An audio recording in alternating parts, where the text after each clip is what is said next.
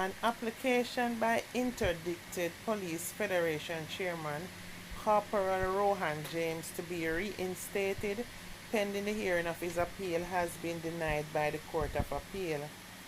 James' attorneys had applied for a temporary stay so that he could resume his job as chairman of the federation until the court heard a challenge to his interdiction by Police Commissioner Major General Anthony Anderson.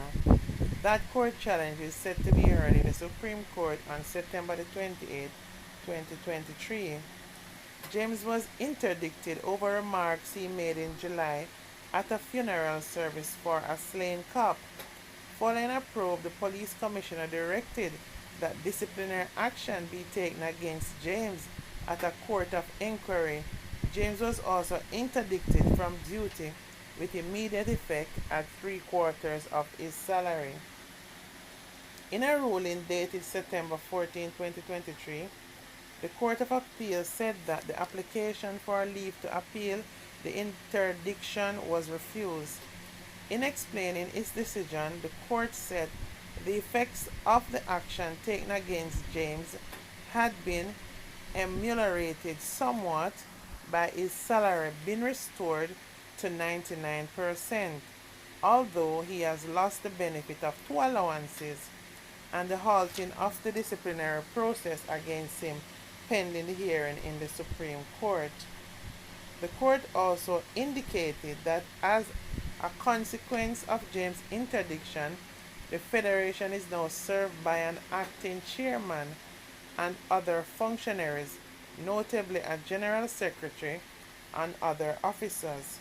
The court said while the absence of a chairman might affect the duties of the Federation, it is inconceivable that the Federation does not possess some mechanism to ensure the continuation of its objectives in the short term in the absence of the chairman. The former chairman is represented by Hugh Wildsman and the respondent is represented by Peter Champini, KC, Nico Pagan. Speaking at the Thanksgiving service for the life of slain Constable Damian Blair at the Whole Harbour New Testament Church of God in St. Catherine on July the 15th, James reportedly chided the police high command for allegedly failing to have overtime payments made to rank-and-file police personnel, despite the government approving such a system to calculate and make the payments. You know what? I find this whole fiasco going down with this gentleman, Corporal Rohan James, as so hypocritical because it was in a moment of emotion. I guess when he looked at how, as police officers, you risk your life and you have to face so much unpredictabilities out there on the road, but yet you're not really being paid properly and the benefits don't really cover the risk that you're really taking.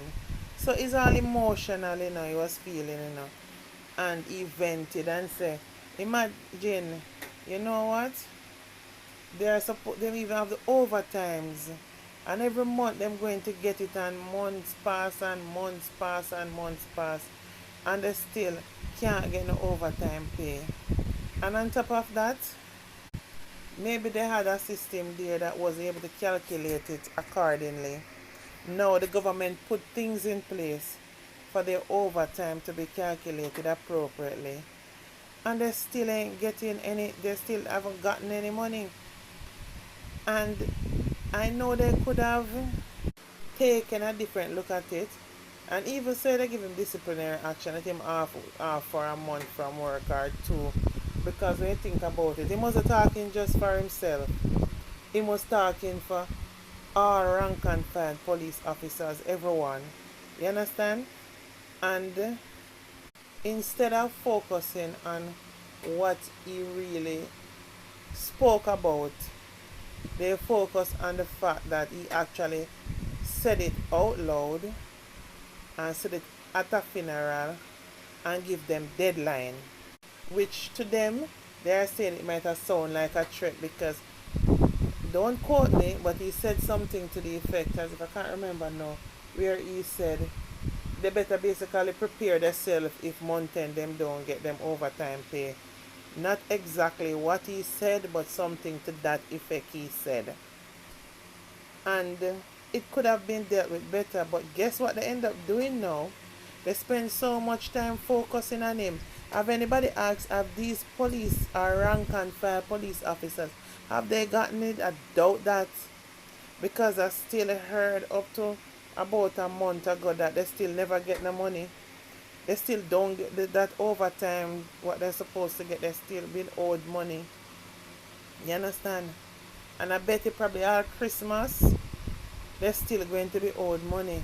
So right now, everybody get coward now because nobody no want talk now, because as soon as you talk, them jump down your throat and so on. So nobody is going to say anything, and then people going fester, going fester, going fester. No, you tell me now. When the police them they go out there on the road, you understand, which it is not the right thing to do, and so on. I'm not saying say some of them you can get good pay and crave the same way, but I'm saying on a straight on a reality level, when the police go out the road and he stop a man and him say okay, so that him give him a ticket, him give him a thing or whatever, how una going to stop those things? Because una here focusing and trying to rip this man apart because he hurt on the ego. To me, it's like because what he said hurt on the ego, uno come out so strongly against him, and then many more people in the police force who should be supporting him and what he stands for. I don't know what law they have or contracts are signed where they can't openly support him. I'm not sure how that go, but I think there's a clause where it's like police can't really demonstrate or come off the job or something to that effect. I'm not sure. Somebody who knowledgeable can say something, but even if they can't do that, they still feel timid in openly supporting this man who really and truly is just an emotional moment. You know, being a police officer can't can't be all fun and games, and that is a job I'm telling you, I would never do. My father was a police officer, yeah, not in Jamaica, but he was a police officer, and he was always stressed. Trust me, anywhere you are in the world and you're working as a police officer, you're always stressed because you have to interact with everything up front on the road, and everybody have a problem is you them calling. You understand? So I think that with all this going on with this man, it is kind of like they are punishing him for saying this out loud to make the public know what is going on. And the funny thing about it, allegedly, it's not only in the police force, it's in the JDF. They are having this similar kind of money situation where they don't not getting paid.